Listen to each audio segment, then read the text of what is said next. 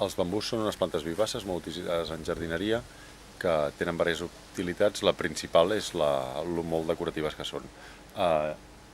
Com podem veure, són plantes que serveixen per fer pantalla, si volem tapar alguna zona del jardí, i per això tenim diverses espècies. Hi ha Philostachys aurea o Philostachys nigra, que variaran segons el color de la canya, però una molt utilitzada és la pseudosassa japònica, que creix molt compacta, com totes es reprodueix per rizomes, però fa fulles des de baix de tot, de manera que poden créixer en jardinera o en espais molt reduïts i ens serviran per fer una pantalla vegetal.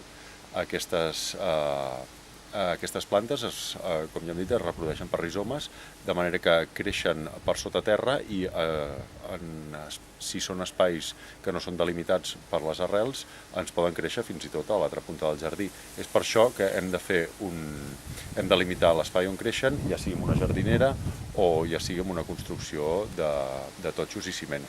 Altrament, si no, ho rebentaran i tindrem problemes després perquè creixen per tot arreu.